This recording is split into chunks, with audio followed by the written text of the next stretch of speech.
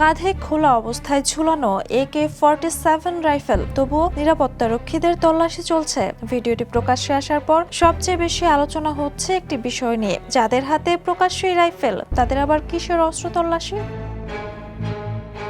ইয়েমেনের রাজধানী সানার একটি বিশাল সমাবেশের এমন দৃশ্য সামাজিক মাধ্যমে ছড়িয়ে পড়েছে। ভাইরাল ভিডিওতে দেখা যায় ঐতিহ্যবাহী পোশাক পরা বহু মানুষ সারিবদ্ধভাবে নিরাপত্তা এরিয়া পার হচ্ছেন। তাদের অনেকের হাতেই খোলা অবস্থায় রয়েছে AK-47 রাইফেল। নিরাপত্তারক্ষীরা তাদের শরীরে তল্লাশি চালাচ্ছেন। চারপাশে দেখা যাচ্ছে সবুজ হুতি পতাকা ও নেতাদের প্রতিকৃতি। গত ২৬ অগাস্ট প্রকাশিত পোস্টটির দৃশ্য আগের দিনের বলে উল্লেখ করা হয়েছে। ওই সময় মহানবী হযরত মুহাম্মদ সাল্লাল্লাহু আলাইহি সাল্লামের জন্মদিন উপলক্ষে মাউলিদ আল নাব্বি উদযাপনে সানার আল সাবিন স্কোয়ারে বিশাল সমাবেশ হয়।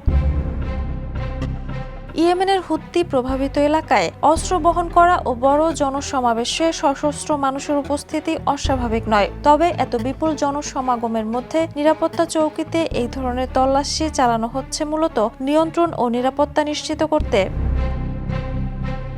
ভিডিওটি ঘিরে মন্তব্যের ঝড় উঠেছে সামাজিক মাধ্যমে। কেউ বড় সশস্ত্র সমাবেশেও শৃঙ্খলা বজায় রাখার প্রশংসা করেছেন, আবার কেউ বিষয়টিকে হাস্যকর বিদ্রুপ হিসেবেও দেখছেন। হাতে রাইফেল নিয়ে হাজির হয়েও নিরাপত্তা তল্লাশি। সানার এই দৃশ্য যেন বিশ্বের সবচেয়ে অদ্ভুত সিকিউরিটি চেকগুলোর একটি নমুনা। Jhuma Mridha, the news.